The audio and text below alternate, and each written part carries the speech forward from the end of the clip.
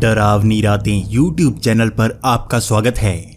इस चैनल पर आपको सुनने को मिलती हैं डरावनी और रोमांचक भूतियाई घटनाएं। तो अगर आपको ऐसी ही वीडियोस देखना पसंद है तो हमारे इस चैनल को सब्सक्राइब करना ना भूलें। तो अब बढ़ते हैं हमारी आज की कहानी की ओर। नमस्कार दोस्तों, मेरा नाम रचना है और ये मेरे साथ घटी एक सच्ची घटना है। ये बात तब की है जब मैं छोटी हुआ करती थी। हमारे घर में मैं, मेरी बहन और मम्मी पापा रहा करते थे। हम किराए के मकान पर रहते थे क्योंकि हमारे पास अपना घर लेने के पैसे नहीं थे। लेकिन धीरे धीरे पापा का काम बहुत ही अच्छा होने लगा था, जिस कारण पापा के पास पैसे आ गए थे। अब पापा नया घर ढूंढ रहे थे जो हमारा होता और हम वहीं पर शिफ्ट कर जाते। ये काम लगभग 6 महीने तक चला और पापा नए नए घरों को देखते रहे और उसे नकारते रहे। पापा के पास इतने ज़्यादा पैसे भी नहीं थे कि यहाँ पर घर ले पाते और पापा बजट वाला घर ढूंढ रहे थे। लगभग 6 महीने तक ढूंढने के बाद आखिरकार हमें अपनी पसंद का घर मिल ही गया। ये घर बहुत ही अच्छा और साफ सुथरा था, लेकिन इसकी सिर्फ एक ही परेशानी थी कि ये शहर से थोड़ा सा बाहर था। लेकिन धीरे धीरे शहर इस तरफ भी बढ़ रहा था, तो हमने सोचा था कि आने वाले 4 से 5 साल में यहाँ पर आसपास बहुत सारे घर होने वाले हैं। यही सोचकर हमने वो घर खरीद भी लिया। बाद में हमें पापा से पता चला कि हमें बहुत ज़्यादा अच्छी डील मिल गई है, क्योंकि ये घर बहुत ज़्यादा सस्ते में मिल गया है। यही कारण था कि अब हमें बहुत ज़्यादा खुशी होने लगी थी, क्योंकि एक तो घर हमारे बजट का मिला था, ऊपर से वो भी बहुत सस्ता। लेकिन घर में शिफ्ट होने से लगभग 1 दिन पहले ही मेरी छोटी बहन को बहुत ही अजीब से सपने आने लगे। वो उस रात उठकर चिल्लाने लगी थी, मत जाओ, वहाँ मत जाओ।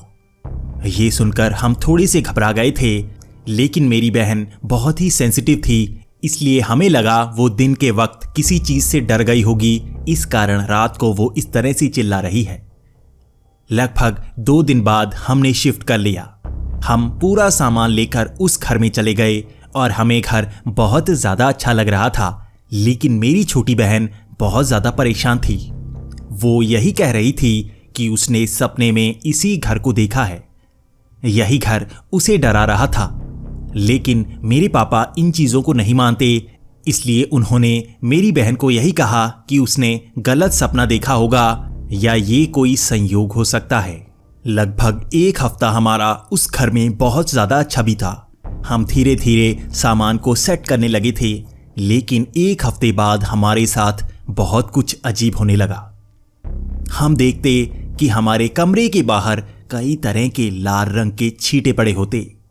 हमें यही लगता कि शायद ये खून के छींटे हैं और बाहर काले रंग के नींबू पड़े होते। पहले हमें लगा कि शायद हमें कोई डराने की कोशिश कर रहा है और बाहर से वो इस तरह से चीज़ें फेंक रहा है। हमने यहाँ पर पूछने की भी कोशिश की, लेकिन हमें ज़्यादा पता नहीं चला क्योंकि यहाँ से घर काफ़ी दूर थे। लगभग 10 दिन बाद हमारे घर में मेहमान आए हुए थे। जब वो एक रात सोकर सुबह उठे तो उन्होंने घर के बाहर इस तरह काले नींबू और लाल रंग की छींटे देखे। वो बहुत ज़्यादा घबरा गए और उन्होंने हमें ये कहा कि लगता है इस घर में कोई ना कोई जादू टोना करता है। पहले तो हम भी थोड़ा सा घबरा गए थे, लेकिन पापा ये कहने लगे कि शायद कोई हमें डराने की कोशिश कर रहा है। ऐसा ही शहरों में होता है, लोग एक दूसरे को डराकर घर से भगा देते हैं और उस घर को सस्ती डील में ले लेते हैं। शायद इस घर के बारे में भी कुछ ऐसा ही हो, कोई हमें डराने की कोशिश कर रहा हो, इसीलिए वो इस तरह खून के छींटे फेंक रहा है, इसी के साथ नींबू भी फेंक रहा है। शायद वो हमें ये दिखाना चाहता है कि यहाँ पर भूत प्रेत का साया है। लेकिन पापा ने कहा कि हम डरने वाले नहीं, हम किसी न किसी तरह से रात को उसे पकड़ ही लेंगे। हमें पता चल जाएगा कौन हमें डराने की कोशिश कर रहा है। वो मेहमान हमारे घर में 4 से 5 दिन रहने वाले थे और पहले 2 दिन तो हमने यही देखने की कोशिश की कि बाहर को इस तरह से नींबू और वो छींटे कौन फेंक कर जाता है। आखिर वो कौन है जो हमें घर से भगाना चाहता है। हमने 2 रातों तक इसी तरह से जाकर गुजारी और हमें इस चीज का कोई पता नहीं लग पाया। आखिर वो कौन हो सकता है, हम इसे जान ही नहीं पाए। लेकिन कुछ दिनों बाद हमारे साथ कुछ अजीब सा होने लगा। हमें ऐसा लगने लगा जैसे घर के अंदर कोई हो। हम 2 कमरों में सोते थे जो एक साथ जैसे जुड़े हुए थे, लेकिन किसी के चलने की आवाज कभी किचन से आती तो कभी पास वाले कमरे से। लेकिन सब तो इन्हीं कमरों में सोए हुए थे, तो आखिर वहां पर ये कौन चलता? हमने रात को कई बार देखने की कोशिश की, लेकिन हमारे घर के अंदर और कोई नहीं था और दरवाजे भी बंद ही होते। बाहर से अंदर आने का कोई रास्ता नहीं था, ना ही खिड़कियों से कोई अंदर आ सकता था, क्योंकि वहां पर लोहे की सलाखें लगी हुई थी। आखिर घर के अंदर से चलने की आवाज किसकी आ रही थी? उससे अगले दिन कुछ बहुत ज्यादा अजीब हुआ। पहले तो घर के बाहर इस तरह से खून के छींटे और नींबू पड़े हुए मिलते, लेकिन अब तो वो घर के हर कमरे में पड़े हुए थे। उस कमरे में भी जहां पर हम रात को सोए थे। इस बात ने हम सबको बहुत ज्यादा डरा दिया और अब पापा भी बहुत ज्यादा डर गए थे। हमें इस चीज से छुटकारा पाना था, इसलिए पापा एक तांत्रिक को लेकर घर में चले आए। वो देखना चाहते थे कि क्या सच में यहां पर कोई जादू टोना करता है। उस तांत्रिक ने कई घंटे तक यहां पर पूजा करने की कोशिश की और वो अलग अलग कमरों में घूमता रहा। हम समझने की कोशिश कर रहे थे कि आखिर वो कर क्या रहा है। पापा बार बार तांत्रिक से यही कह रहे थे कि शायद कोई हमें इस घर से भगाना चाहता है, कोई बाहर से इस तरह से हमें डराकर यहां से दूर ले जाना चाहता है। तांत्रिक बार बार इस घर का निरीक्षण कर रहा था और अंत में उसका उतरा हुआ चेहरा हमें साफ दिख रहा था। तांत्रिक हमें कहने लगा कि यहां पर कोई जादू टोना नहीं कर रहा है, बल्कि एक प्रेत आत्मा इसी घर में बसी हुई है। तांत्रिक ये जान नहीं पाया कि आखिर उस प्रेत आत्मा का रिश्ता इस घर से कैसे है, लेकिन वो इस घर से बहुत बुरी तरह से चिपकी हुई थी, उसे छुड़ाया नहीं जा सकता था। इसके बाद तांत्रिक ने कहा कि उस प्रेत को यहां से भगाया नहीं जा सकता, अच्छा होगा कि हम ही घर को छोड़कर चले जाएं। इस बात को सुनकर पापा बहुत ज्यादा गुस्सा हो गए और उन्होंने तांत्रिक को वहां से जाने के लिए कह दिया। लेकिन तांत्रिक जाते वक्त यही कह रहा था कि कोई तुम्हें डराने की कोशिश नहीं कर रहा, कोई बाहर से अंदर नहीं आता, बल्कि वो यहीं पर है। जो तुम्हें डरा रहा है और भगाना चाहता है, वो इस घर के अंदर ही है।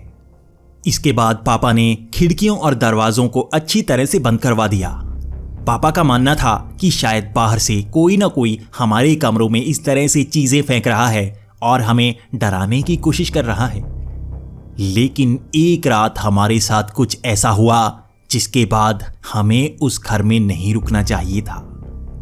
उस रात किसी के चलने की आवाज आई और जब पापा उठकर उसे देखने गए तो किचन में पापा को एक काली परछाई नजर आई। उसकी सफेद आंखें देखकर पापा डर के मारे कमरे के अंदर आ गए और उन्होंने कुंडी लगा ली। वो कहने लगे कि कोई भी पूरी रात इस कमरे से बाहर नहीं निकलेगा। पापा जो भूत प्रेत पर यकीन नहीं करते, आज वो भी बहुत ज्यादा डरे हुए थे। अगली सुबह हमने सामान उठाया और उस घर को छोड़ दिया।